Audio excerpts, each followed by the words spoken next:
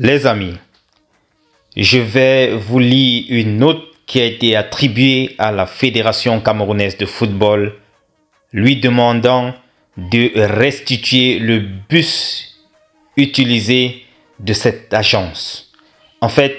C'est ce qui est contenu dans cette note-ci en direction de la Fédération camerounaise de football. C'est une note signée aujourd'hui, le 30 août 2024. Objet: restitution du bus de Trans Universel Voyage.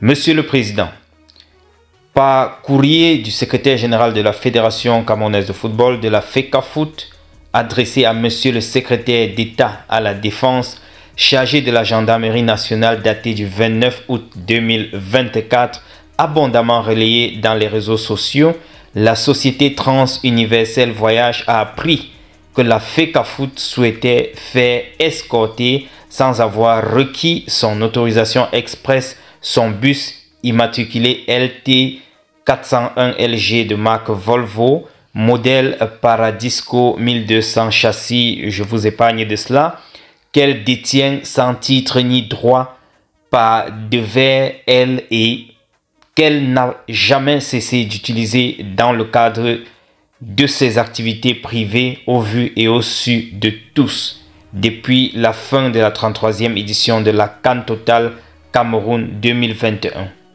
Ce, malgré nos multiples mises en demeure d'avoir à le restituer ou payer, dont l'objectif était de nous éviter un inutile contentieux. Vous vous souvenez que hier, je vous ai fait également une note par rapport à ça, vous informant de ce que la Fédération camerounaise de football demandait au secrétariat d'État à la Défense de les escorter en direction de Garoua. Bref, c'était une parenthèse. La société Trans Universel Voyage SA considère premièrement qu'elle est victime d'une situation de filouterie de son bus et que l'attitude de la FECAFOOT, qui lui est hautement préjudiciable et établit au grand jour sa mauvaise foi, est intolérable et ne saurait perdurer. Fort de ce qui précède, elle sollicite par conséquent dans les 24 heures suivant réception de cette présente la restitution de son bus abusivement retenu, dont l'utilisation sans carte grise et probablement sans assurance ni visite technique valide expose ses éventuels passagers à des risques non couverts juridiquement. Passagers, c'est-à-dire les lions indomptables, les joueurs. En tout cas, juridiquement, comme je disais, non couverts juridiquement. Vous souhaitant bonne réception de la présente. Veuillez agréer, Monsieur le Président, l'expression de ma parfaite considération.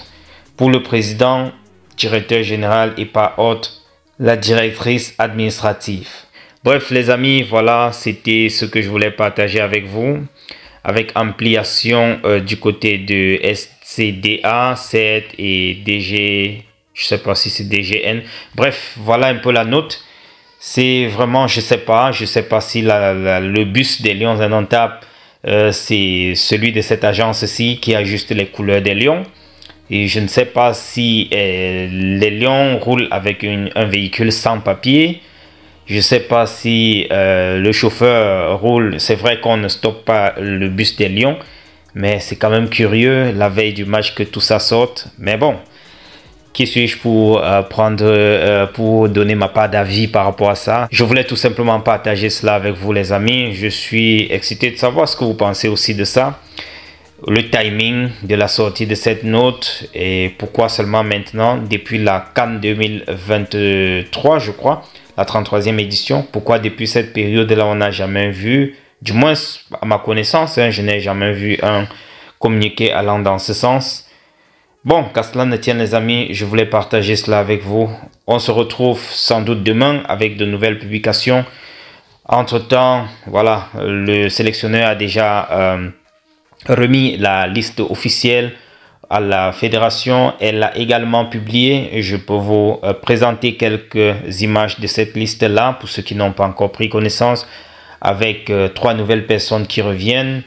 Il y a le jeune Boris Eno qui est là, Amanko qui est là, de Astre de Douala, et l'avant-centre de Toulouse, Franck Magri, qui est un ancien de la tanière qui a été, voilà, entre guillemets, écarté pour les précédentes sorties des Lions et qui revient juste après la CAN, il revient encore dans la tanière. Bref, j'espère que la préparation ou bien le regroupement des Lions va se passer dans de bonnes conditions, étant donné qu'il y a trop de tension dans l'air. J'espère bien que leur regroupement va bien s'effectuer et que, in fine, le match va finir par se jouer peut-être à Garoua tel que décidé par la CAF, la fédération également, je ne sais pas. Mais comme je dis, tout reste encore ouvert les gars. Beaucoup de choses peuvent se passer d'un jour à l'autre. Beaucoup de rebondissements, voilà j'y arrive, beaucoup de rebondissements peuvent encore sortir ces jours-ci. On s'attend à tout parce que chaque jour qu'on se lève, très souvent il y a un nouveau dossier.